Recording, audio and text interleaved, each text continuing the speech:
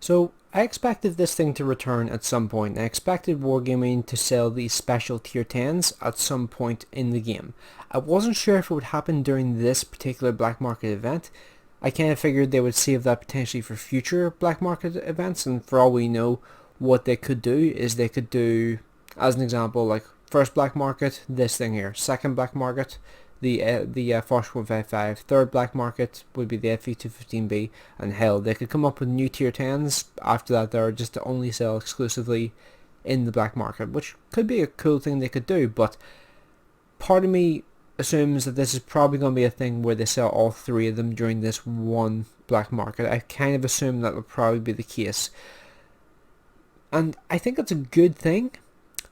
And I think that's good because it'll allow people to actually see these things on the battlefield again, especially the Fv155 and the Fv215b heavy tank, because those vehicles have been practically non-existent for like the last 6 months. I've seen one Fv155 in the last 6 months, and I've seen probably like 3 Fv215b heavy tanks in like the last 6 months. This thing here is by far the most common of these sort of special tier 10s, but even it has started to like drop off in popularity, especially with the Fe4005 becoming more prominent. And I'll be honest with you, all three of these special tier 10s, their standard counterparts are better in every case. Like the Fe4005 I still think is generally considered to be stronger than this thing. The Super Conqueror is generally considered to be, well, it's not even generally considered, it is stronger than the Fe215b, just in general. And same with the Fv155. The Fv155 doesn't hold a candle in terms of power to the Fv. The Fv overall is just a far more potent vehicle, just in general in the game. So yeah, that's just my general like thoughts on that. I just want to say, like, I don't have a problem with Wargaming selling these vehicles. I think it's actually a good idea for them to sell it, like as I said earlier. But I do have a problem with their pricing. They're selling this thing. Now, this will probably be the case for the next two vehicles as well. They're selling this thing for 23 million credits. Now, if this thing was 12 million, or like 15 million, like 15 million is pretty much my maximum, then that wouldn't be too bad. Like I would be relatively happy with that. But 23 million credits is an absolutely ludicrous amount of credits to charge for one vehicle. I mean, if you wait until like one of the Wargaming anniversaries, or if you wait until like I think it's like a Wargaming anniversary or the World Tanks anniversaries, you can usually get tier 10s for 15% off, and you can literally buy 4 tier 10s for the cost of this one vehicle. And even if you buy them when they're not on sale, you can buy 3 tier 10s at full price and 1 tier 9 for the cost of this one vehicle. So yeah, it really puts in perspective just how expensive this thing is. But if you have no other vehicles that you need in the game and you just need this tank, then go ahead, go for it. And if you really want it, there's nothing that I can say to like dissuade you from getting it. But I'm going to tell you right now, I barely play this thing. Like, this is a vehicle which I really don't play very much. Like, it's been in the game for like years at this point. I played like a total of like 90 games in this thing, and I have played probably like 3 or 4 times this year so far. It's just not a vehicle I really go towards. Like, it's something which will give you some funny moments, and I've had it for years.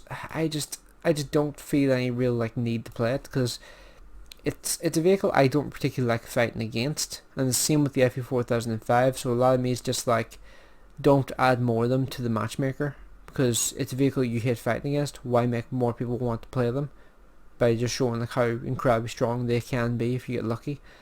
And that's something with this particular vehicle. Like, there's a lot of luck involved. And something I forgot to mention in the previous section was these vehicles can accept any crew from any other vehicle of the same type in the same nation. So as an example, this thing here is holding my Badger crew at the moment.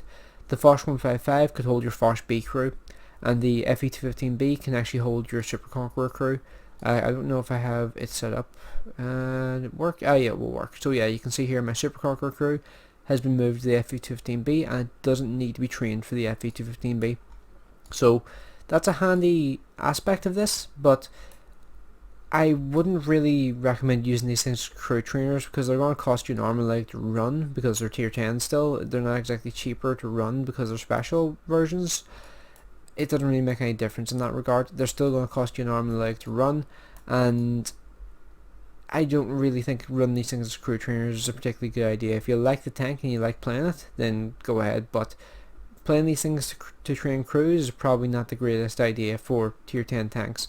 So yeah, that's just my general thoughts on that there, but let me know what you guys think of this here. Do you think you guys would spend 23 million credits on one tier 10, or would you rather like save it and like put it towards like multiple tier 10s? Because personally that's what I would do, but then again, yet again, it's like the type of 9 gold for me. It's easier for me to say that I wouldn't put gold or like credits towards something whenever I already have it, but like for people who don't have these vehicles, it's probably a lot more difficult to say, just to say like no.